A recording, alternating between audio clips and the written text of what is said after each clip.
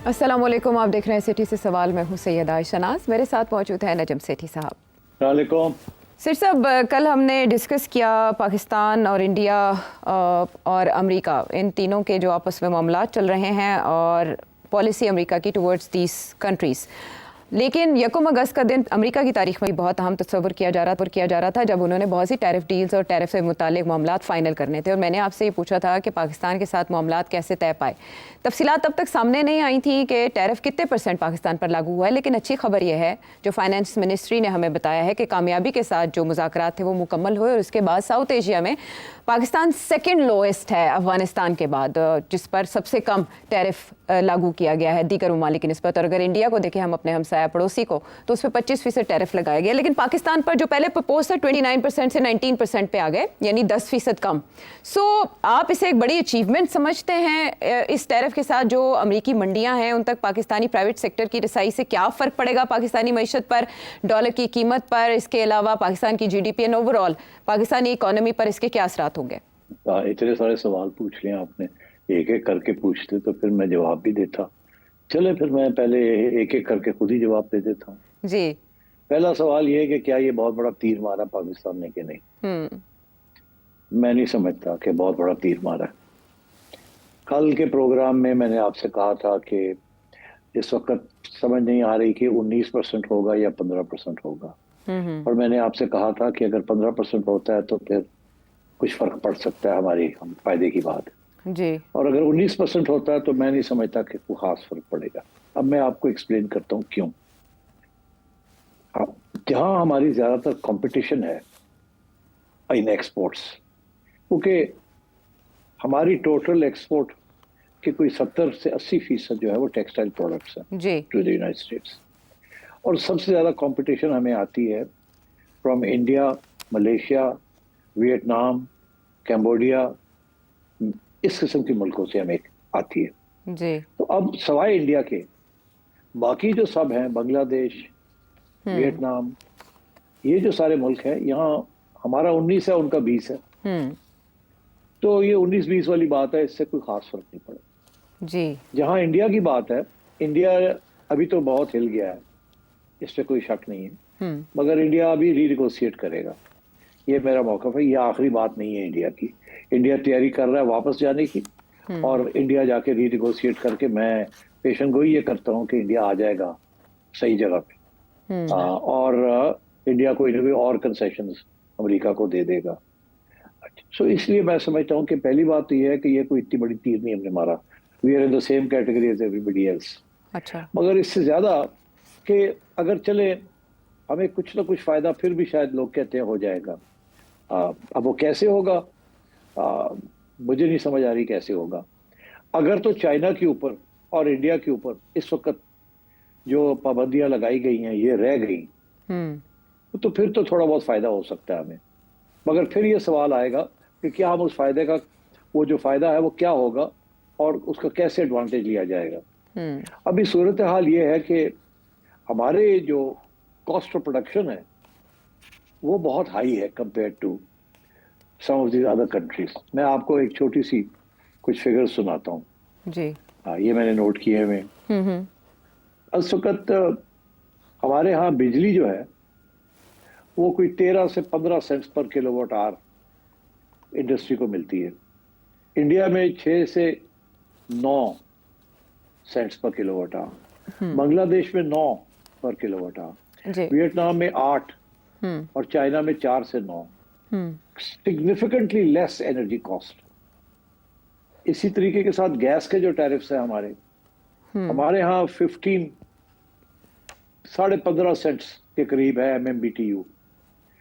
India में 7 Saint से कम है, बांग्लादेश में 9 सेंट से कम है, वियतनाम में 7 से 9 सेंट, चाइना में 3 सेंट। अच्छा, अब मतलब है कि यहाँ भी आप मारे जाते हैं। अच्छा। फिर आपके यहाँ इंटरेस्ट रेट्स जिसके ऊपर कारोबारी लोग और बिजनेसेस जो हैं वो बैंक से कर्जे लेती हैं अपने कारोबार चलाने के लिए, आपके यहाँ 11% रेट ऑफ इंटरेस्ट है, इंडिया में 5.5% है, बांग्लादेश में है 10%। मगर वियतनाम में 4.5 है और चाइना में 3%।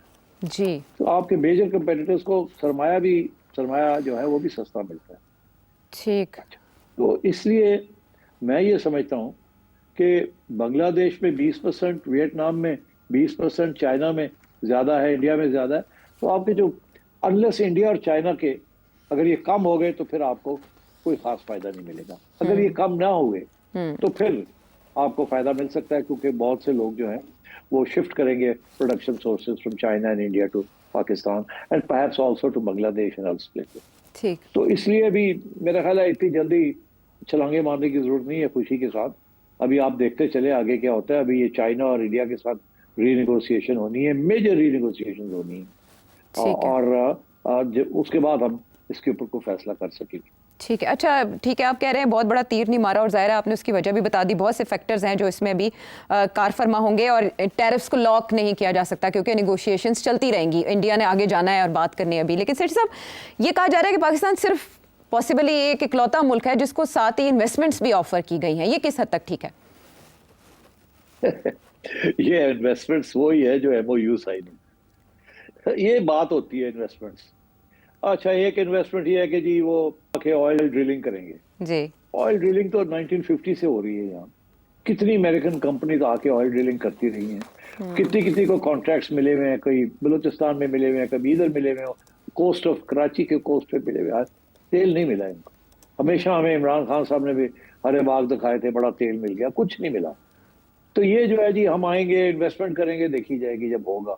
ये बहुत दफा हमने सुना है, और ये आपने देखा है जब भी कोई आता जाता है तो MOUs हो जाती है। एक दिन लगा नहीं investment I, and so on. तो अब ये जाते हैं सेंट्रल एशिया जाए, MOU साइन हुए, कुछ नहीं। ये सब बातें होती है, नेक ख्वाहिशात होती हैं। इसका ये मतलब नहीं, जब तक आपके हालात यहाँ बेहतर नहीं होंगे, जब तक पाकिस्तानी लोग खुद नहीं इन्वेस्ट करेंगे पाकिस्तान के अंदर, तो बाहर वाले लोग आके क्या करेंगे? हाँ, वो करेंगे उन इंडस्ट्रीज में जहां आप नहीं जाते, या आप जाना नहीं चाहते, या आपके पास उतने पैसे नहीं है, which is extractive industries. Oil हो गया, माइनिंग हो गया। अच्छा, ऑयल का तो अभी बहुत ही लॉन्ग टर्म प्रोस्पेक्ट, मगर माइनिंग के ऊपर अभी ये बातें शुरू हो गई हैं जी के रेकोडिक को भी एक्टिवेट करना है। 5 साल लग जाएंगे रेकोडिक को एक्टिव करते हुए। इसी तरीके के साथ अब जो बातें हो रही है, शोर पड़ा हुआ है जी KP के अंदर, पी के अंदर मिनरल्स की डेवलपमेंट होती है, वो भी 5 साल लग जाएंगे। अगर आज कोई आके और कोई $10 बिलियन की इन्वेस्टमेंट करे तो फिर जाके आगे बात बढ़ेगी। तो अभी तो कानून भी नहीं तस्लीम हुए, तो आगे जाके क्या होगा? तो मेरा ख्याल है कि इसकी इन चीजों की तरफ कोई खास तवज्जो नहीं देनी चाहिए कि हमें इन्वेस्टमेंट ऑफर किया है। दिस इज ऑल, इसके ना गुड़ियां उड़ा रहे हैं लोग।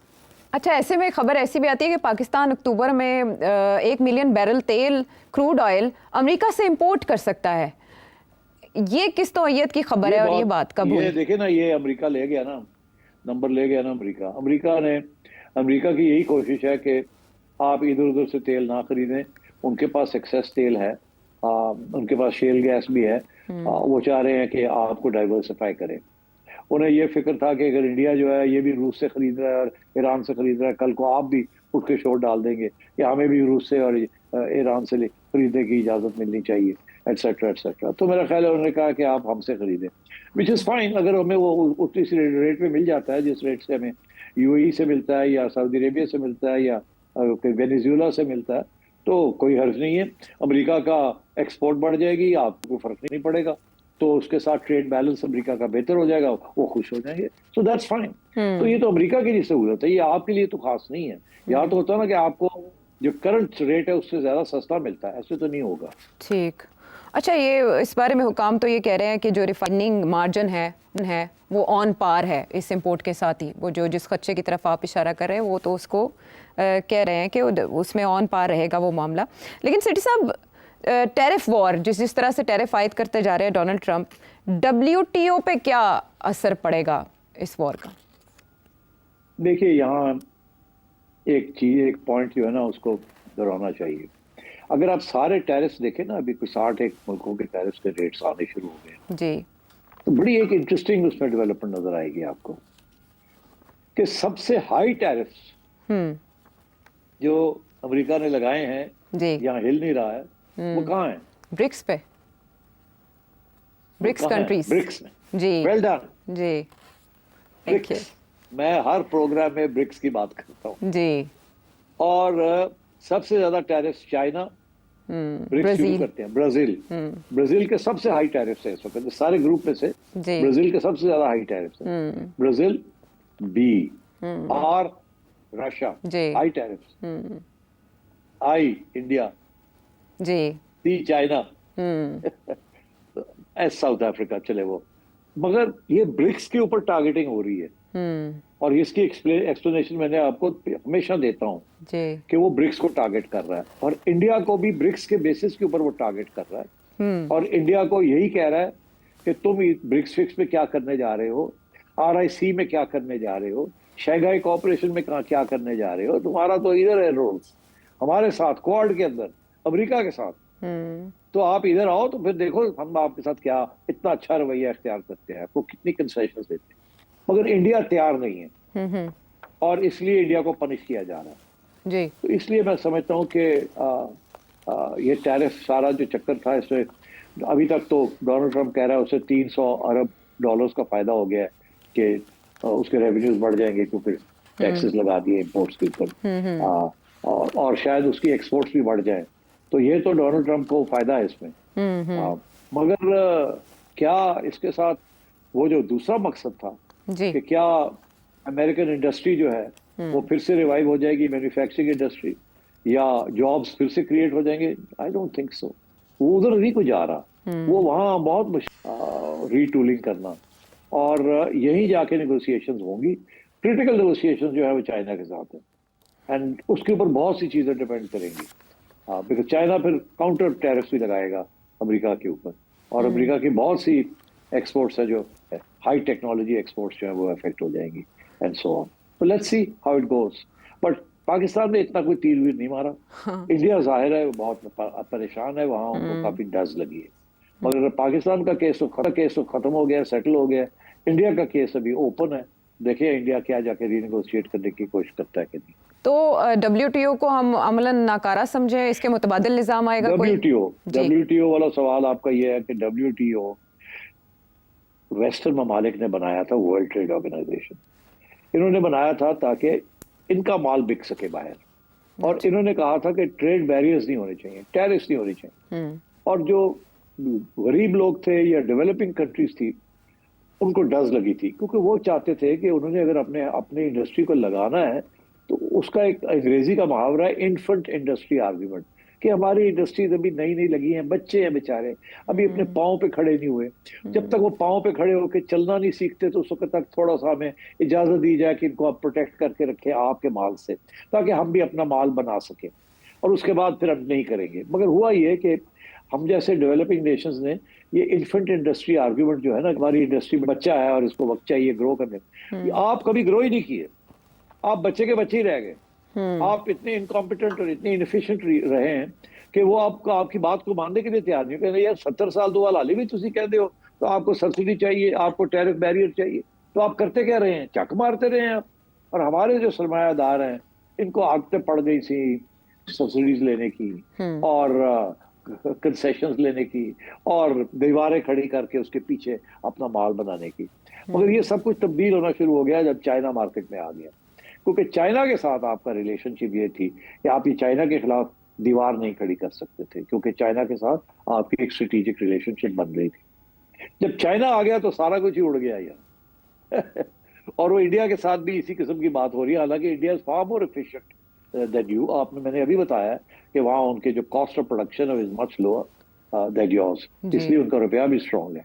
आपका रुपया भी कमजोर है, आपके कॉस्ट ऑफ प्रोडक्शन भी ज्यादा हाई है, आपकी इनएफिशिएंसीज भी ज्यादा है और आपकी इंडस्ट्री ने सिर्फ एग्जांपल कि जब ये सारी असेंबलीज का सिलसिला शुरू हुआ था, गाड़ियों की असेंबली, मोटरसाइकिलों की असेंबली, जनरेटर्स की असेंबली वगैरह वगैरह ये सब चीज, तो ये कहा गया था जी 5-6 साल के लिए इनको आप बैरियर दे दें ताकि बाहर की गाड़ियां जो है वो महंगी हों, हम अपनी गाड़ी बना लें जी। अभी तक जो गाड़ियां आप सो कॉल जो बड़े बड़े यहाँ मोटर बनाने वाले लोग हैं 50%, 60%, 70% मर के वो बनाते हैं गाड़ियां। जो मेन इंजन वगैरह हैं और सारा कुछ है वो तो बाहर से आता है। अभी आपके पास कोई हैवी इंडस्ट्री नहीं है, वो बेस ही नहीं है कि आप ये चीजें बना सके। यहाँ इंडिया बनाता है, इंडिया ने कर लिया है, वहां तो 95 या 100% तक भी सारी प्रोडक्शन उनकी अपनी होती है। तो आपका तो केस वैसे ही बड़ा कमजोर है। सो आई थिंक WTO जो है वो फारग होने जा रहा है। WTO को सबसे बड़ा धक्का उन्हीं लोगों से आ रहा है जिन्होंने बनाया था, क्योंकि अब वो समझते हैं कि उनके फायदे की बात यह है कि आप टैरिफ लगाएं और लोगों को फ्री एक्सेस ना दें। वाई डोनाल्ड ट्रंप की आर्गुमेंट ये है कि हमने तो आपको भी फ्री एक्सेस दी थी, मगर आपने हमें फ्री एक्सेस नहीं दी जितनी फ्री एक्सेस हम चाहते थे, तो इसलिए आपने तो WTO माना ही नहीं। आप तो WTO में जाके कोई ना कोई कंसेशन ले लेते थे, कोई ना कोई सब्सिडी तो अलाउ करवा लेते थे, रोते धोते थे, और इसलिए हम तो WTO को मानते ही नहीं। तो आप WTO को जिन लोगों ने बनाया वही फारग करने जा रहे हैं। ठीक है सर साहब, जैसे आपने एक अपने एनालिसिस में बताया था कि डोनाल्ड ट्रंप के इस तरह के इकदाम के शॉर्ट टर्म क्या असरात होंगे और लॉन्ग टर्म क्या होंगे। ये जिस तरह से बुलिंग टैक्टिक्स से ज़रिए टैरिफ्स में रियायत ले रहे हैं, इससे क्या दुनिया चाइनीज़ कैंप की तरफ राग़िब नहीं होगी? और नकाद ये भी कहते हैं कि डी डॉलराइजेशन का अमल तेज़ हो जाएगा डोनाल्ड ट्रंप के इस नौयत के इकदाम से और अमेरिका आइसोलेट हो जाएगा। मैं समझता हूँ अमेरिका जरूर आइसोलेट होगा, और ये जो पॉलिसी उसने इख्तियार की है, ये एक साल डेढ़ के अंदर इनको तकलीफ होगी इस पॉलिसी की, क्योंकि हर चीज़ जो है अमेरिका के अंदर जो इम्पोर्ट हो रही है, specially consumer goods, because America खुद कंज्यूमर गुड्स नहीं बनाता। किसी किस्म की mass market consumer goods America नहीं बनाता, या वो चाइना बनाता है, या वियतनाम बनाता है, या मलेशिया बनाता है, या इंडिया बनाता है, और कुछ शायद थोड़ी बहुत हम भी बना लेते हैं, मैक्सिको बनाता है, कनाडा बनाता है, मगर अमेरिका जो है वो बहुत हाई लेवल की चीज़ें बनाता है जो को एक्सपोर्ट। तो ये जो सारी चीज़ें हैं जिसकी वजह से महंगाई अमेरिका में बड़ी कम है, 3-4% है अमेरिका की महंगाई। तो वो अब जाहिर है हर चीज़ जो है महंगी हो जाएगी, बिकॉज जो टैरिफ लगाएंगे, आप टैक्स लगा देंगे जो चीज़ इंपोर्ट हो रही है। अमेरिका की सारी कंज्यूमर इंडस्ट्री जो है वो इम्पोर्टेड है। आप जाए कहीं दुकान में चले जाए, हर चीज़ चाइना से आई हुई है, या इंडिया से आई हुई है, या मैक्सिको से आई हुई है, या कनाडा से आई हुई है, या वियतनाम से आई हुई है, मलेशिया से आई हुई है, एंड सो ऑन। तो दिस इज द सिचुएशन। अलबत्ता तो मैं समझता हूँ वहाँ इन्फ्लेशन बढ़ जाएगी, और रियल परचेजिंग पावर जो है, अगर एक बंदा है, मजदूर है, या एक मिडिल क्लास बंदा है, उसको साल के $50,000 वो कमाता है, तो उससे जो कुछ वो खरीदता है वो सब कुछ 10% से 20% महंगा हो जाएगा। और अगर ऐसी सूरत हाल है तो फिर जाहिर है उसको तो तकलीफ होगी। और डोनाल्ड ट्रंप का ये कहना है कि उसने टैक्सेस कम कर देने, उसका ये कहना है कि हम जो यहाँ से आपसे टैक्स लेंगे और जो आप इम्पोर्ट करेंगे, वो हम टैक्स आपकी सैलरी जो है ना उसके अंदर टैक्स जो पहले था उससे कम कर देंगे, तो आपको फर्क नहीं पड़ेगा। मगर बात यह है कि वो जो टैक्स कम करेंगे, वो जो लो पेड है उनका टैक्स उतना नहीं कम होगा, वो जो ज्यादा अमीर है उनका टैक्स कम हो जाएगा। तो इसलिए आम आवाम जो है वहाँ उसको फिर भी महंगाई का फेस करना पड़ेगा। तो मैं ये समझता हूँ कि ये पॉलिसी इज फ्लॉड, इसको और फाइन ट्यूनिंग की जरूरत पड़ेगी, और शायद डोनाल्ड ट्रंप गोइंग फॉरवर्ड इसको देखना पड़ेगा, शायद इसको फिर रिवाइज करना पड़ेगा। ठीक है, यानी कैलकुलेटेड नहीं है। जी जी। आखिरी पॉइंट, सबसे ज्यादा फायदा पता किसको होगा इसका? किसको? सबसे ज्यादा फायदा होगा इसको डोमिनिकन रिपब्लिक और लैटिन अमेरिका के अंदर जो फ्री ट्रेड एग्रीमेंट है कि central America with all these other countries like Guatemala, इस किस्म के जो बाकी छोटे छोटे मुल्क है लैटिन अमेरिका में, उनके ऊपर बहुत वो उनके आगे एक अमेरिकन फ्री ट्रेड एग्रीमेंट, उनके ऊपर टैरिफ्स नहीं लगाएंगे, उनको उनके अंदर ज्यादा प्रोडक्शन शुरू हो जाएगी, उनके लिए बड़े फायदे होंगे। But south Asia I think इनका ओवरऑल नुकसान ही होगा, फायदा नहीं होगा। ठीक है, झकड़ चला है फिलहाल तो टैरिफ्स का, इसके लिए वादे से क्या क्या निकलेगा ये आने वाला वक्त बताएगा, लेकिन आ रहा है कि डोनाल्ड ट्रंप की पॉलिसी किस हद तक कामयाब हो सकती है, जो जापान से माजी में बहुत मरूब रहे हैं। पाकिस्तानी सियासत में फूटी है एक चिंगारी, आने वाले दिनों में आग बन सकती है या नहीं, या राख में बदल जाएगी? ब्रेक के बाद आके इस पे बताते हैं बात।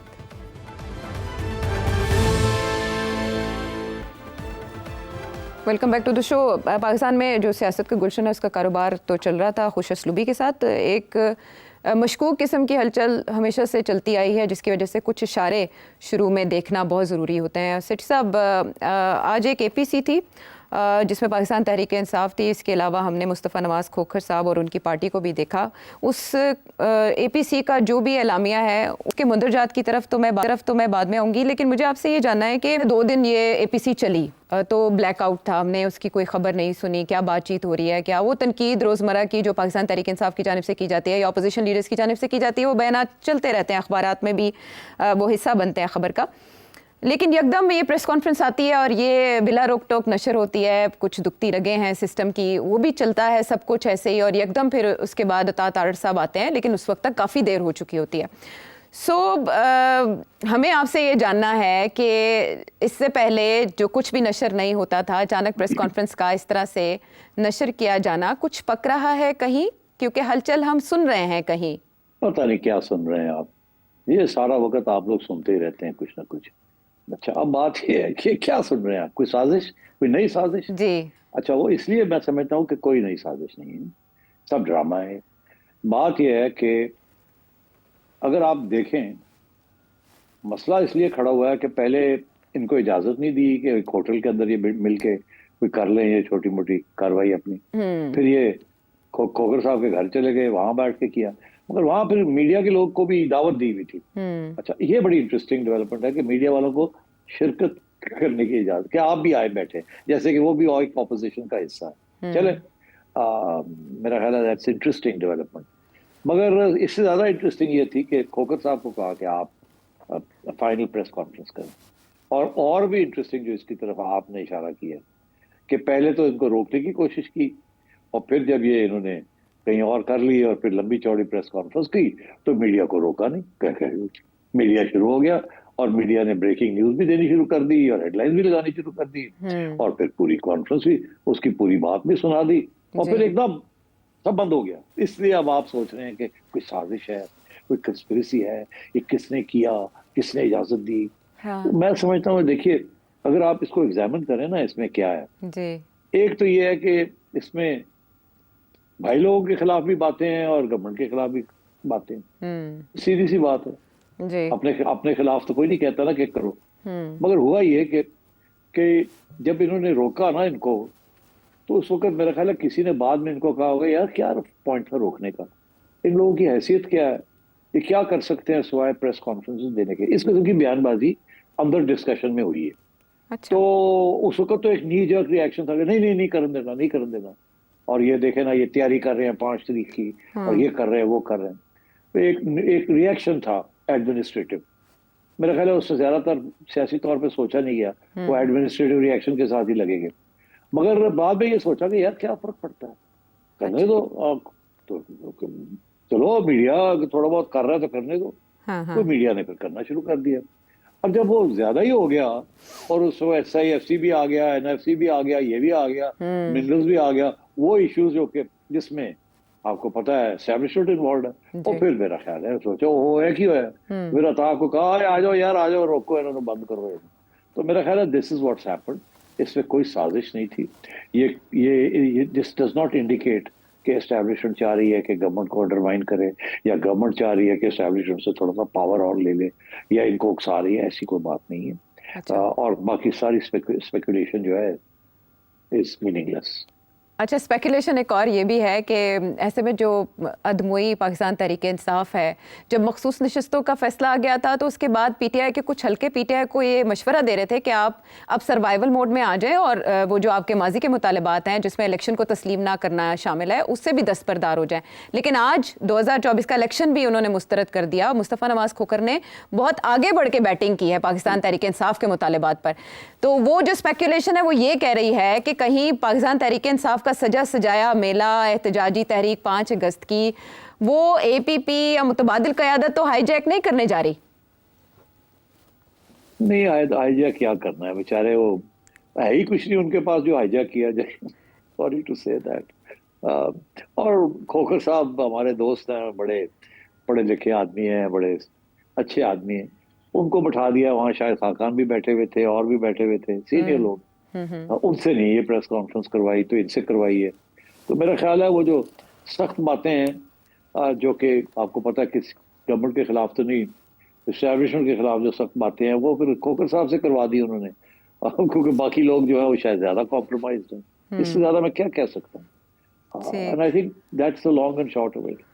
ओके, तो एलामिया जो कह रहा है सेठी साहब कि मुल्क को नए मिसाक जमहूरियत की ज़रूरत है, और वो भी सब पार्टीज़ के दरमियान, यानी हुकूमती पार्टीज़ उससे मुस्तस्ना नहीं है, और ट्रूथ एंड रिकन्सिलिएशन कमीशन बनाया जाए साउथ अफ्रीका की तर्ज पर। बलोचिस्तान और केपी की सूरत हाल को भी उन्होंने मौजू बनाया अपनी प्रेस कॉन्फ्रेंस का, एलामिया का। लापता अफराद के हवाले से बात की, और जो ग्रीन इनिशिएटिव है मुआहदा उसको भी ख़त्म किया जाए, और मादनियात के हवाले से भी अगर कोई बातचीत या कानून साजी हुई है उसको भी तस्लीम नहीं करते, उसको भी मुकम्मल तौर पर ख़त्म किया जाए। और इसमें जो बहुत अहम बात है वो है कि NFC अवार्ड को तब्दील करने की तैयारी की जा रही है। 18वीं तरमीम पे भी ज़रब लगाने की तैयारी की जा रही है, उसको तस्लीम नहीं किया जाएगा। ये बातें अब क्यों तवातर से हो रही हैं? कुछ दिन पहले एहसन इकबाल साहब ने भी NFC अवार्ड की तरफ इशारा किया था कि उसकी बेस चेंज होनी चाहिए क्योंकि सेंटर को सफ़र करना पड़ा है। सो इससे जमहूरियत को क्या खतरा होगा? जमहूरियत है कहाँ, तो खतरा कहाँ से होगा? छोड़ो यार जमहूरियत को खतरा, जमहूरियत फारग हो चुकी है, जमहूरियत खतरा खतरा। अच्छा आइए आगे आइए, आपके बात ये है कि ये बहुत सी बातें जो है ना सारी, ये हर एक ने पहले एक दफा नहीं, हमने 100 दफा सुनी है जी। एक प्लेटफॉर्म से या किसी और प्लेटफॉर्म से, एक मर्द से या दूसरे खातून से, ये सारी बातें हमने सुनी हुई है। ये एहतजाज, ये मुस्तरद करना, ये करना, वो करना, ऑल देयर, कोई नई बात नहीं है इसमें। अच्छा, कोई नई बात नहीं।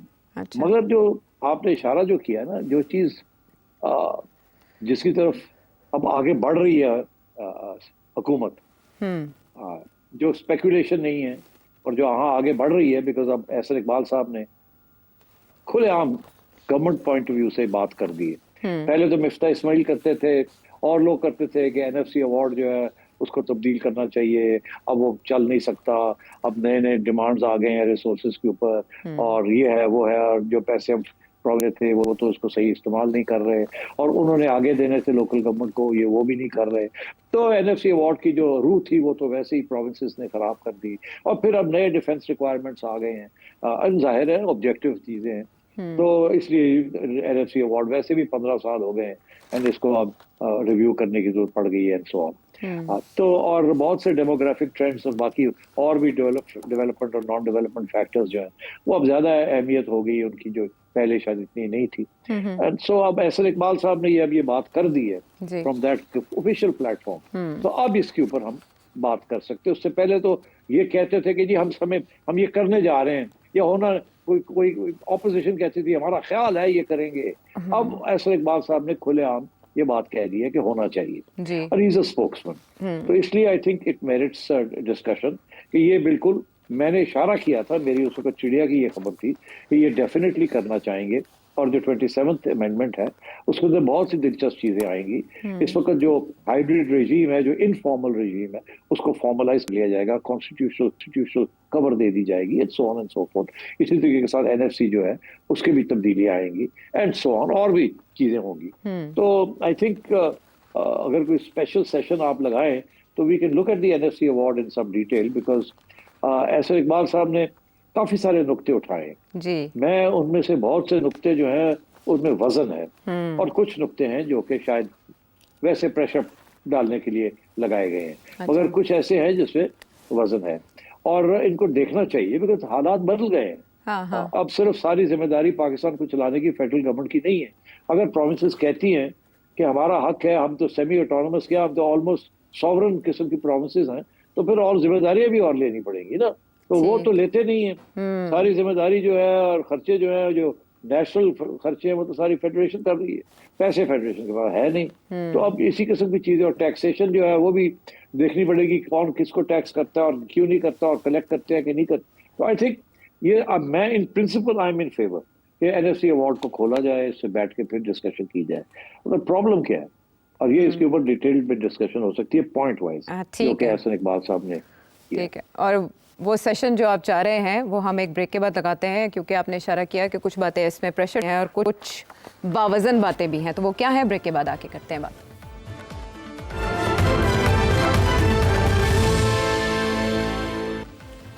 Welcome back to the show. तो सेठी साहब, NFC अवार्ड की बात जिसमें बहुत से पॉइंट्स एहसन इकबाल साहब ने उठाए हैं, उसमें जो सबसे अहम नुक्ता है वो ये कि इससे पहले जो NFC अवार्ड की बेस थी वो डेमोग्राफिक डोमिनेटेड होती थी, और अब वो ये सजेस्ट कर रहे हैं कि डेवलपमेंट ओरिएंटेड फार्मूला होना चाहिए जिस पे तमाम सूबों का इत्तेफाक होना चाहिए, और भी बहुत से मामला हैं, लेकिन मेरा ख्याल है पहले इसकी तरफ आते हैं कि ये कितना वैलिड नुक्ता है उनका।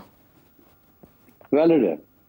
इसकी वजह यह है कि बहुत से ऐसे इलाके हैं जो अंडर डेवलप्ड रह गए हैं और प्रोमिसेस जो है उनको उनका ख्याल नहीं कर रहे, और वो जो गले पड़ती है फेडरल गवर्नमेंट के।